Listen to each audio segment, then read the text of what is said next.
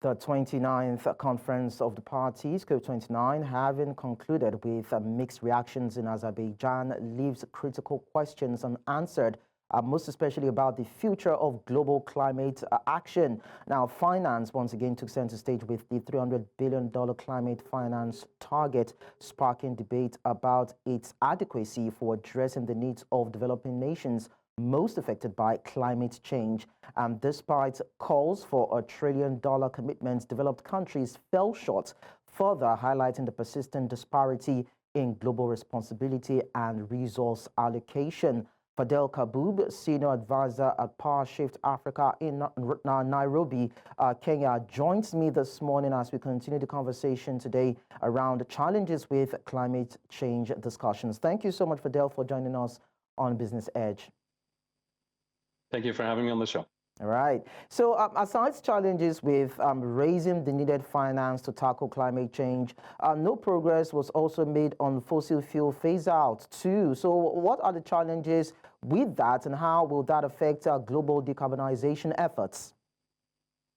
Well, both are related. Phasing out fossil fuels, especially from a global south perspective, from an African perspective, cannot be done without a just transition framework. In other words, it cannot be done without the financing to underwrite the cost of the transition for workers in the industry, for countries who are dependent for their energy use on fossil fuels, and for countries that are fossil fuel exporters and are heavily dependent on those revenues. So without a comprehensive, just and equitable transition program with the full financing by countries that have actually caused the climate crisis and have the legal, moral, and financial responsibility to underwrite that cost, we will not see a transition away from fossil fuels, and we will not meet the climate challenge. So that's why this COP was dubbed the Climate Finance COP, because the developing world made it very clear that we need substantial financing for a just and equitable transition.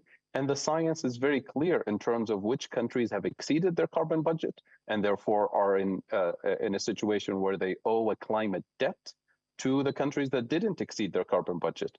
And unfortunately, the countries of the industrialized world, the global north, that actually caused the climate crisis, that has this climate debt that is owed to the global south, they showed up with no intention to engage in good faith negotiations. They waited 2 weeks until the very last day of the COP to announce how much climate finance they're willing to put on the table. And they announced, to be honest, an insulting number. They announced 250 billion, which was rejected immediately by the global south. And then they came in the last minute with a 300 billion low quality climate finance and sort of forced it through the process and gavelled it through the end of the COP without even wanting to listen to the objections of the global south. That's quite interesting. So, Fadhel, now that we are tracking the somewhat impediments to dealing with this global threat, how will the COP29 negotiations help in advancing the fact that we need to deal with issues around climate change and even progress on the COP28 energy pledges? Because some people feel that that gathering was a cosmetic approach to dealing with issues around climate aftershocks. Well, to be very honest, we have to recognize that these COP negotiations are actually not about climate. They're not even about climate finance. These COP negotiations are about power. They're about geopolitical power. They're about economic and geopolitical hierarchies that are not supposed to be disrupted. And I'll explain to you what I mean by that. The African continent, according to IRENA, the International Renewable Energy Agency, is able to produce 1,000 times its anticipated energy needs by 2040 from renewable sources and completely replace all the fossil fuel exports from the continent. So that potential is technically within reach. Yet we're systematically denied access to financing and access to technology to unleash that full potential, meaning that the African continent today attracts less than 2% of financing that goes towards renewables globally, and we have no access to the manufacturing technology to manufacture and deploy renewables infrastructure at scale, using the critical minerals that we actually have on the continent. And the reason this is not allowed to happen is because this tremendous potential is perceived as a threat, as an economic and geopolitical threat by the major economic blocs, which is why they deny us access to the financing and to the technology. So if this COP was about financing, about delivering high quality finance to unleash that potential, it means Africa can become energy independent as a continent. It can become highly industrialized, and it can become a major economic powerhouse in the energy sector and the industrial sector moving forward. And that disrupts the existing hierarchy. And that is, at the end of the day, why climate finance will not be delivered on the terms and conditions that have been put forward by the Global South, by the G77, by the Africa Group of Negotiators, because the other side doesn't want to disrupt this economic dominance that they have. So if we have these natural deposits, if we have that potential for industrialization, and we see that the global north is not willing to come forth with the needed finance to deal with climate issues, largely affecting the global south, is there a way that the global south can come up with the kind of finance that it needs to deal with its issues? Probably have, the global south kind of, or a version of COPE discussions that can help deal with the issues when it seems as though the global north is not ready to come through. Absolutely. This is what I call the $0 joint industrial policy. And this is also sometimes what I refer to as the bargain of the century. Imagine for a second the African continent, or at least a subgroup of countries within the African continent. We have the complementarity of resources and capabilities. We have the economies of scale, which is what we need to industrialize. We're the size of China. And we have the youngest labor force on the planet. What we're looking for is access to the manufacturing technology to manufacture and deploy renewables infrastructure at scale, clean transportation at scale, clean cooking infrastructure at scale. Imagine a block of African countries going to a country like China that has the technology that we're looking for and saying, look, we give you the bargain of the century.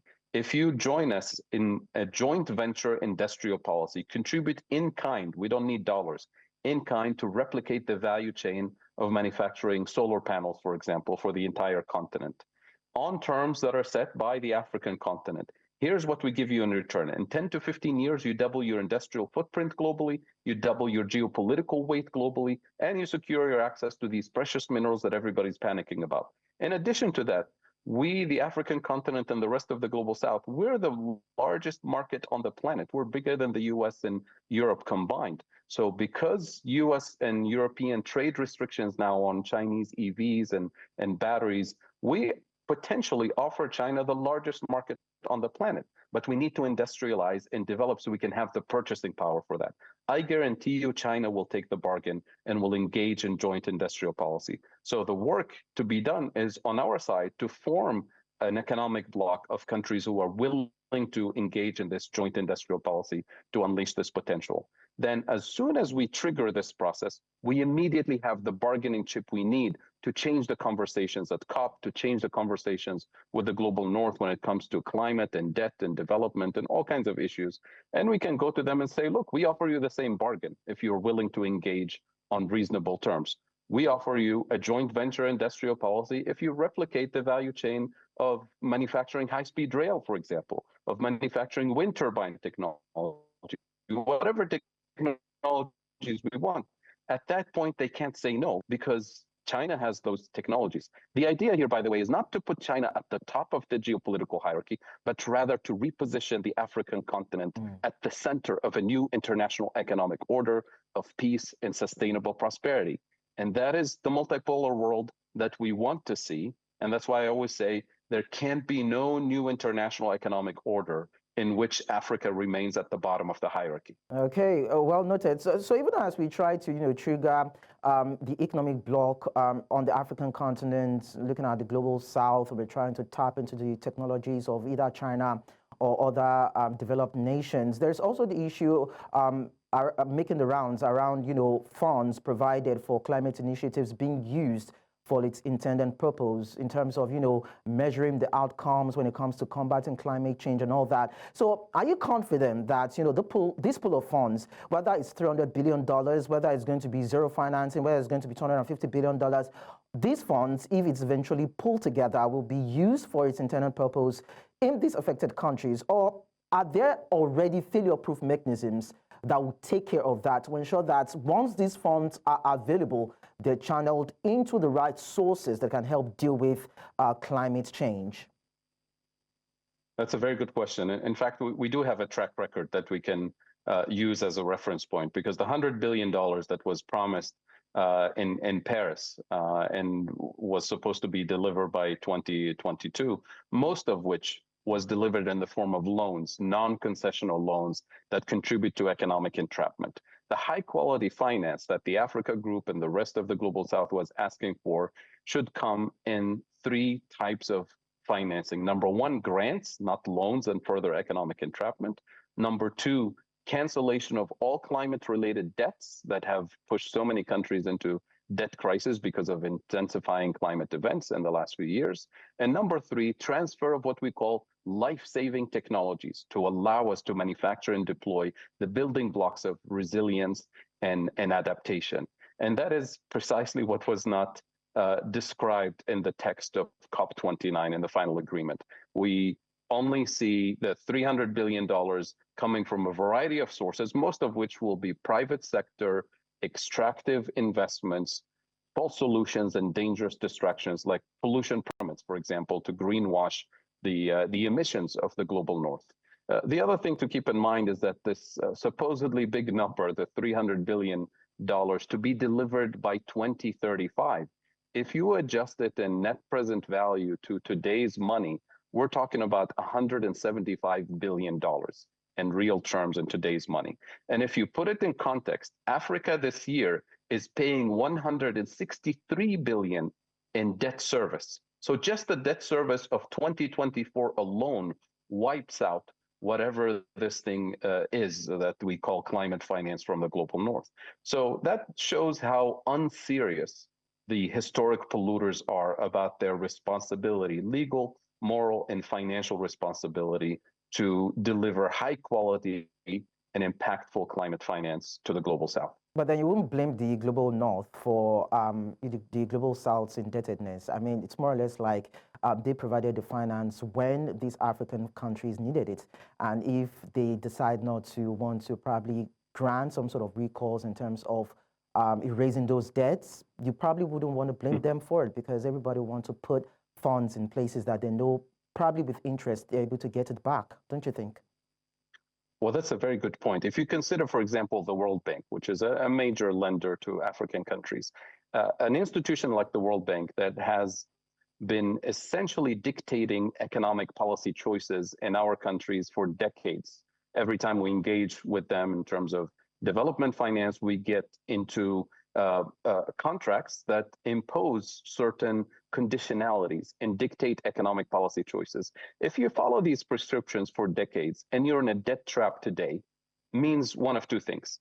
Either that this institution is incompetent, which means we should reject their economic policy prescription, or they're actually engaged in intentional economic entrapment. I think it's the latter. Either way, we should reject the conditionalities and the economic prescriptions that are imposed by the World Bank and other multilateral development banks, the IMF included, and develop an African just transition framework.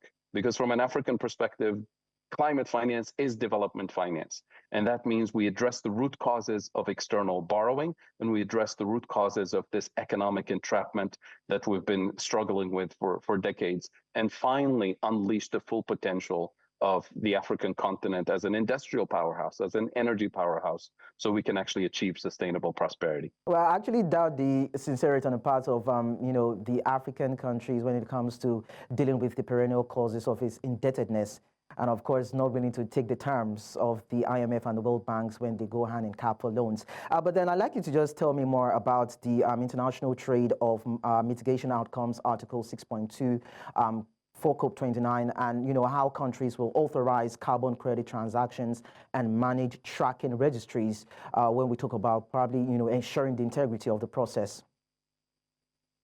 Well, it's very hard to talk about the integrity of a process of a particular instrument that is actually designed to further the economic entrapment of the global south. Let me explain to your viewers what this thing that we call carbon markets and carbon credits are. From an African perspective, we call them pollution permits, because effectively what this instrument does is that you have a polluter in the global north that is not willing or able to decarbonize, so they will continue their emissions. And now they want to offset their emissions or greenwash their emissions by buying a pollution permit from a country like Kenya, for example.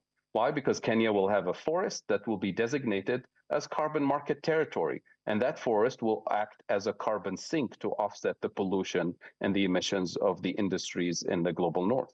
The price of a carbon credit in Africa is about $5 per ton. In Europe, it's about more than $100. So this gives you already, a sense of what is happening here.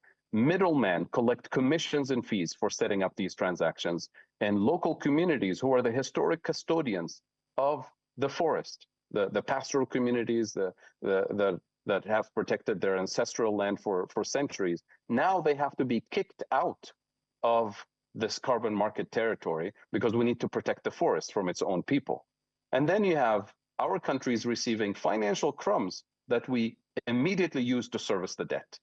And at the end of the day, the emissions didn't actually go down. The historic polluters are still increasing their emissions. Okay. And because those emissions will intensify climate change will produce forest fires, which means when that forest goes up in flames, all the carbon is released back in the atmosphere, which is why this is a false solution, a dangerous distraction that is designed to greenwash the fact that the global north is not going to do its due diligence and designing methods that will actually enhance the decarbonization of their own industries and deliver the high quality climate finance in the volumes that are necessary for climate adaptation, for climate resilience in the global south.